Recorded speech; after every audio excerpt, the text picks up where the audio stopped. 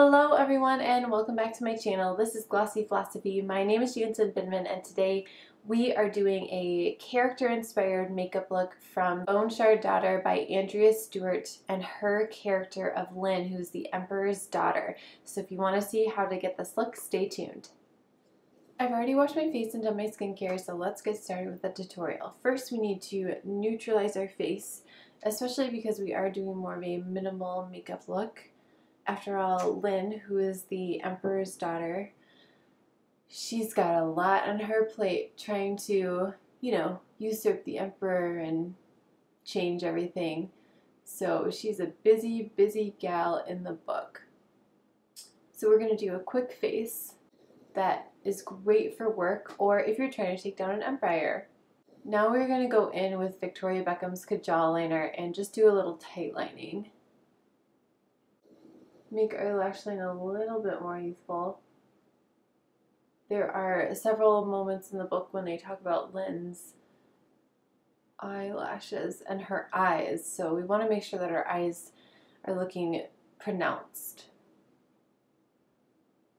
And then of course we have to neutralize underneath the eye with a little Bobbi Brown light to medium bisque, using my ring finger and very gently tapping underneath the eye. My eye cream that I use is Charlotte Tilbury in the morning, and that has caffeine and a natural retinol, so it has already done a really good job of depuffing my under eye, so I don't have to worry about that too much, but just those light tapping motions along that occipital bone really helps to get any drainage that has happened during the night. And you can kind of see that even just that little bit of tapping with the corrector has kind of deflated the rest of that puffiness.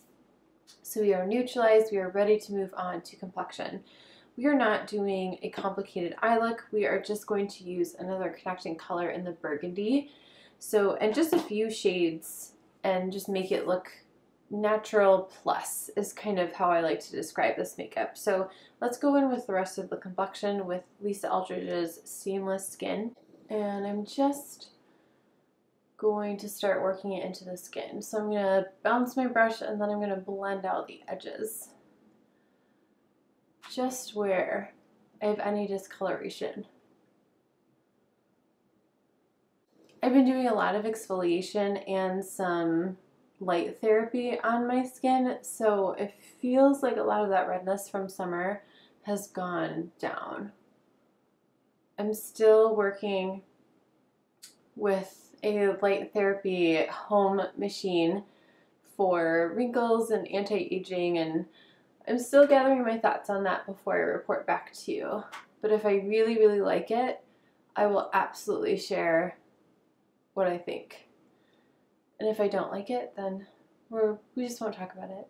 Taking the excesses on the back of my hand, getting into those little nooks and crannies, and then just bringing whatever is left a little bit down my neck. I'm going to go in with the elevated highlighter. There are many moments when Lynn is outside in the rain. Rain plays kind of a huge role in this drowning empire. It is the wet season, so I think we can have a little bit of glowy skin just from running around the empire and also getting wet because she runs on rooftops. She's amazing. She is definitely a character that allows you to think beyond what you think you can do because she's constantly being pushed by her father to be more, and she always exceeds expectations, especially at the end of the book. So moving on to some concealer with Giorgio Armani. So we're just setting ourselves up for a really nice base for the rest of the day. And I'm kind of doing like a fan. At Sephora, they would call it the Triangle of Light. There are lots of companies that call it the Triangle of Light. I'm calling it a fan because what I saw when I did too strict of an upside down triangle underneath my eye, especially on older skin, it was too harsh. It was too geometrical for that face. That upside down triangle really only works for a specific face that is already angular, or if you're going for a very geometric or a very highlighted and contoured face. Otherwise, you just want to be a little bit softer with your application and a little bit softer with the shapes that you make on the face. Always keep that in mind with makeup trends, fashion trends. If it doesn't work for you, that's okay. You just tweak it to make it work for you if you want to participate in that trend. And if you don't, that is also okay. We are moving on to brows with ANASTASIA Brow Definer. I'm just filling in the gaps that are happening towards the end of my brow and a little bit underneath the beginning of my brow. So remember, you don't have to fill in everywhere. In fact, it looks more natural if you don't. You're just filling in the pieces that have started to go missing, or where you want to look like you have a fuller brow. So I'm looking at my mirror off camera and I'm just going to add a little bit more up front, but not too much that it starts to look unnatural. And combing through with my spoolie just to soften and disperse that product a little bit more. I am going to finish the complexion before I do my eyes because I do want to get a really good setup. So I'm going to use my bronzer brush, and I thought because this was Lynn that we were doing, Lynn would have excellent products if she put on makeup, and I think she would be using the Chanel powder. So that's what we're going to use. It does come with a little puff, so if you are very oily, this is an excellent time to break out that puff, and you just gently roll it onto the skin. I do not have oily skin, so doing that, which I did try, gave me way too much powder. So I'm just going to take the excess powder onto my bronzer brush, and I'm just going to powder through the center of my face, and then I'll switch to a smaller brush for underneath my eye because the bronzer brush would be way too big for underneath the eye, and I like a big brush, but that starts to get a little silly. We're going to switch to the 108, which is very similar to the 110 at BK Beauty. It's just a little bit less dense, and I don't want to be so matte that you can't see the skin. I just want to set, and I don't want to look sweaty. So center of the face, we are good to go. This, by the way, is the powder that Lisa Eldridge will use for a red carpet client, and it is fabulous. I love the Hourglass. I love the Chanel. It's a little bit more matte. It's a little bit more like you feel like you're being held in with this powder. So if you do go ahead and purchase it, make sure you are really, really hydrating the skin underneath, because otherwise it will sap you dry, because it is a very long wear, long lasting kind of a powder. Okay, we have the basics on. Now we need to add a little bit of life back into the face. So going back in with my BK Beauty bronzer brush into Natasha Denona Contour and Sculpt, and just very quickly doing those long ovals underneath that cheekbone, bringing it up along the hairline. I'm not going into the hair, I'm just creating a shadow around my face. And because I'm using such a fluffy brush, it's dispersing that product really, really nicely. If I wanted more definition, especially underneath my cheekbone, I would just switch to either the 110 or the 108 from BK Beauty and then blend out with a bigger brush. But this is book one, and Lynn is, again, she's trying to take down the empire, so we're not going to get too sculpty with this look. We're going to move on to blush. We're going to do Sweet Enough just to give ourselves a little bit of life, and then I'm going to move on to the lips and do the eyes last. I love this blush. It's so good. Okay. For lips, of course we are doing Lisa Eldridge. We are doing Spirited Away.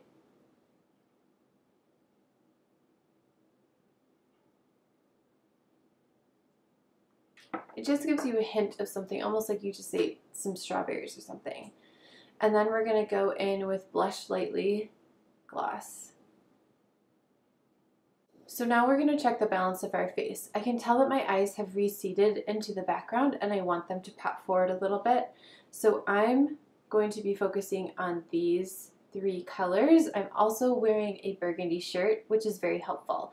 If I was wearing something a little bit more on the neutral side, then I would probably go for something like this, but we're going to use this guy as our liner. So first I'm just going to do a nice wash of that lightest shade all over the eye on my 203 from BKBD. My primer has had plenty of time to set.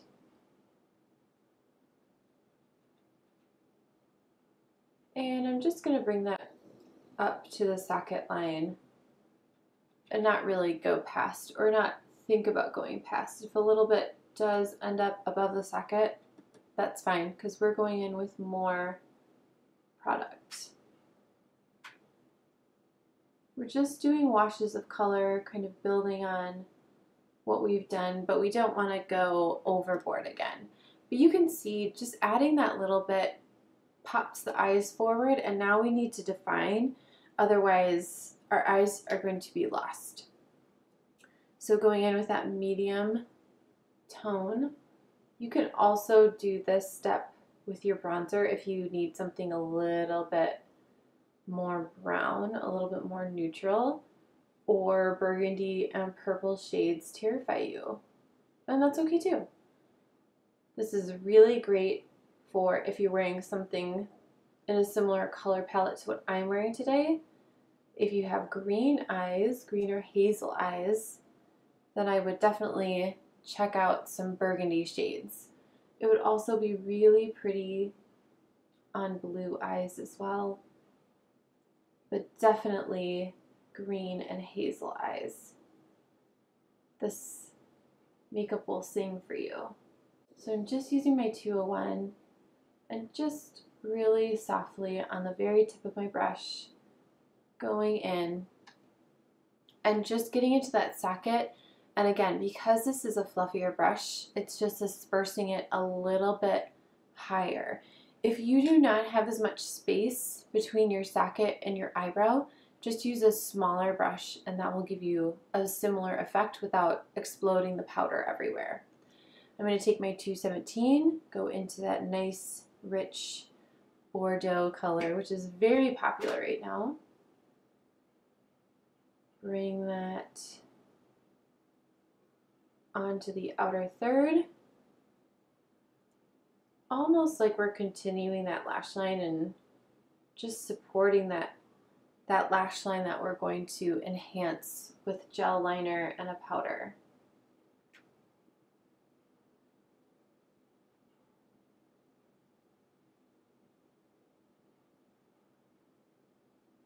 It also gives you a really nice eye lift too. An eye lift and a facelift, so it's great. This is a really great technique, especially if you're feeling tired. You can translate this look into any color combination, whatever makes you feel most comfortable. I'm going to knock off what I have on my 201 and I'm just going to blend that a little bit more with nothing on my brush. However, if I feel like I need to, I can always go back with my bronzer, because your bronzer is just like a great neutralizer. You already have it on the face, so you know it's going to work well with your skin tone. And sometimes in order to soften something, you just need a color that's in another part, on another part of your face, to just bring everything together. We are going to go in with Chocolate Shimmer from Bobbi Brown on an angled brush from Sigma. I'm just going to saturate my brush. And just like I would with liquid liner, I'm going to start on the outer portion, follow that lower lash line, and connect it back.